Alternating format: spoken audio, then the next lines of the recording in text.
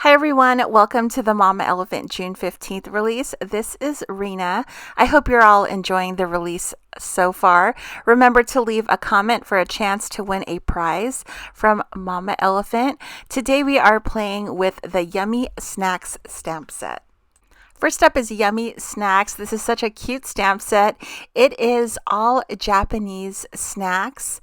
And my favorite image, I mean, all of them are my favorite images, but I really like the fish one and then also the little bunny one. Here's a look at the coordinating dies for Yummy Snacks. And today we're going to color in the images using Copic Markers. I will have a list of the Copic marker colors I used down below in the description box, but as always, use whatever color you like. So the first image we're going to color is the taiyaki, and I apologize in advance if I'm mispronouncing anything. I tried to Google everything. Some of them I couldn't find the pronunciation for. But this is actually a baked cake, and it's vanilla flavored. So I don't believe it's savory. I haven't had one myself, but all the pictures I've seen look super delicious, and one day I will try one of these. I'm using E11 and E13 for the body of the fish, and then for the outside I'm using E15 and E13, so it looks nice and crispy. For the little Pocky sticks, I believe I used E11, and I used all the same colors on everything because I wanted all of them to match with each other because I'm going to put them on one card. So anything that's pink, it's always R30 and R32. Anything that is white is shaded with W1 and W3. Any green is G40, G43, or G46. Sometimes I'll use G40 and shade with a G43, or use G43 and shade with G46. Anything that is brown is E11, E13, or E15. And I believe the only other one is the little yogurt drink, which I used YR20 and YR21. So this one is a little yogurt drink, and I'm so happy to see the little llama. I think the llamas are so adorable. I used YR20, YR21 for the red. I'm using R24. And if you haven't had this, it's a sweetened non-fat probiotic drink. Usually I'll drink this if like my tummy is like if I ate too much or if I ate something spicy. I like to drink one of these. It's very refreshing. And it's so good. To me, it tastes like sweetened, kind of like, I don't know, like a hint of mango, but I know it doesn't have mango, but to me, that's what it tastes like. And I love them. I have to stop myself from drinking the whole 6-pack. This one is a little milk candy, and I'm using B00 and R22 for the red and blue. I'm using the same color combo for the chick as the little yogurt drink. Oh no, I think I colored this one wrong. I think all of the balls on this one are supposed to be all white. I got carried away with the green and pink, but I believe for this particular dango, the balls are white and the sauce on top is a brown color, which is a sweet soy glaze. This I haven't had before, but I imagine it to be kind of like a chewy, like rice mochi type snack. Next are the panda cookies. These have a nice little filling inside them, so they're super good.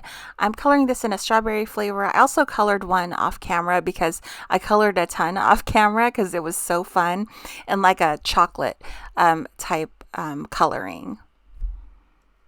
For the boxes that I colored, I believe, a green version too of this. I just like to use the darker color and the medium color for the top and bottom, and then just the lighter color for the middle, just to make it easy. The little cookie heads I colored in E31.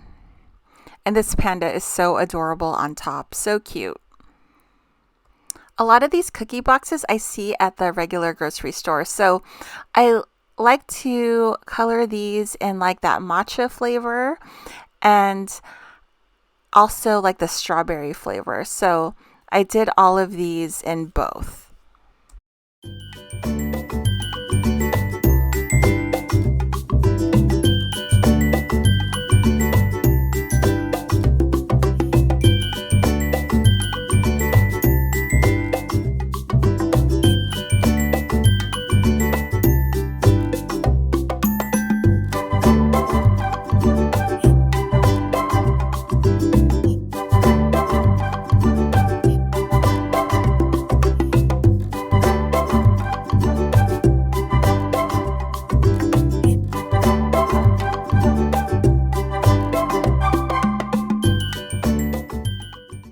So these sugar candies are conpeto, and they're just sugar candies. And if you play Animal Crossing, these are what the star fragments are modeled after.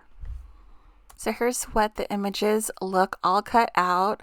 Look how delicious they look. There's the chocolate version that I made. I liked how that one turned out. I also made the llama. Instead of using gray shading, I used E50 shading, and I really liked how that turned out as well. So I'm going to use the 4-window cover to display the images. And so I've cut that out.